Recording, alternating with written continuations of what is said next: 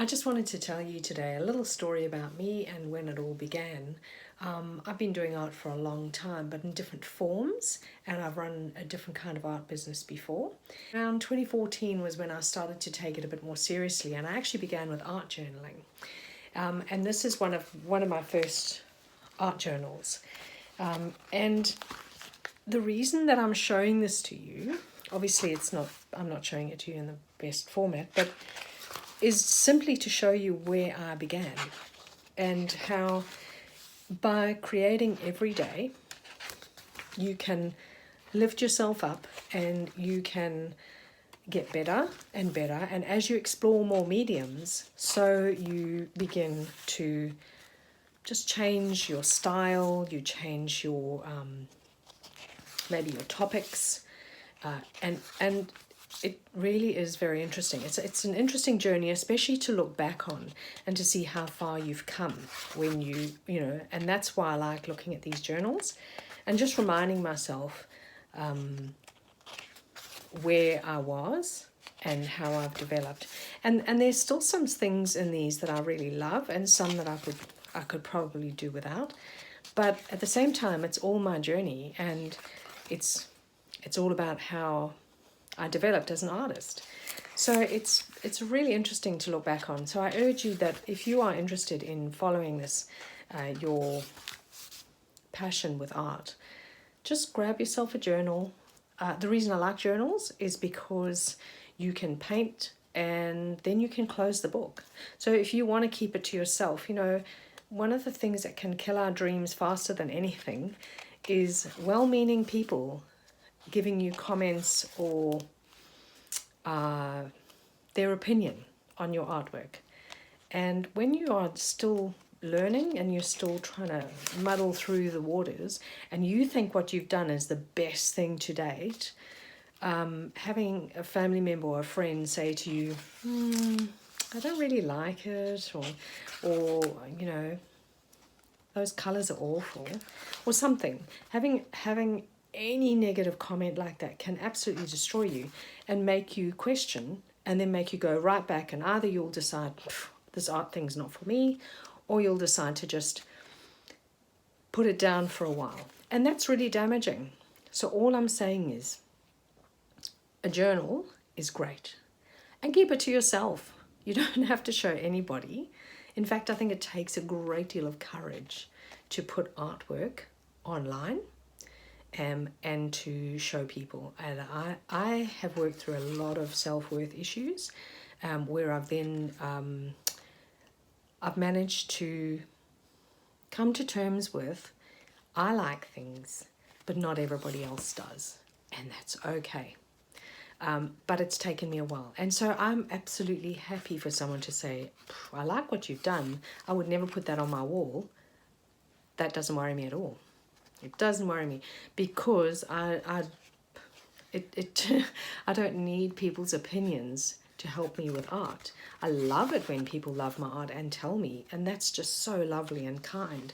But I also don't mind if people tell me things that they love it, but they wouldn't put it on their wall. That doesn't worry me. But it took me a long time to get to that point because I battled through self-worth and self-esteem issues. And so even now, me paging through some of these, I can't stand them. And some, I think, they're okay.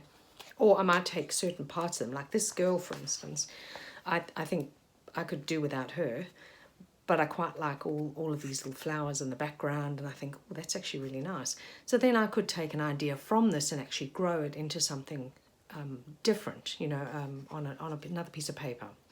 But so what the art journaling does is it just allows you to create without, there's something that I started, just didn't get back to. It allows you to create without any pressure.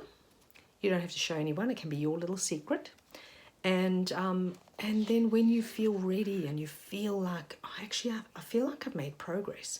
The best part is you can flick back through and you can decide whether you feel confident enough to share it or show to anybody.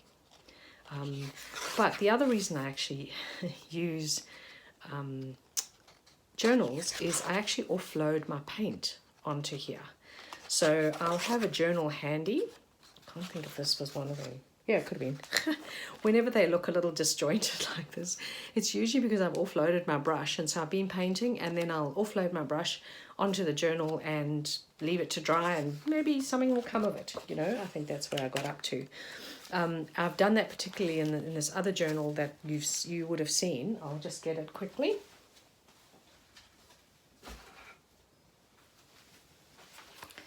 In this one, I always offload. So you see the latest ones. This is me offloading my brush, and sometimes it turns out quite nicely. And this one as well, which I then had to alter it because I wanted to put it on my Redbubble shop, but of course it's got this line in the center.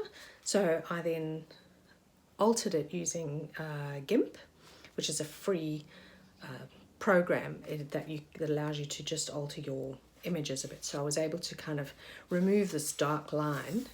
I think I even added a few little things. So if you go onto my Redbubble shop and you find this design, you'll find there's a few extra little dots and things like that that I've added to kind of lift it a little bit.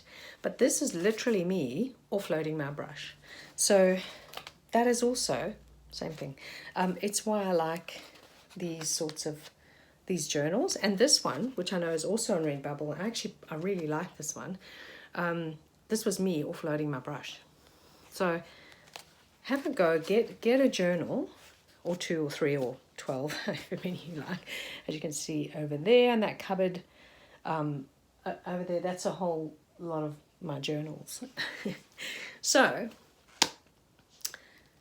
be kind to yourself and have a go. And if you are really wanting to have a start at art or creating, get yourself a journal and start working in here, because it's that kind thing where you can close the door, you can close this, and it's done. Nobody has to see it until you are ready to show people.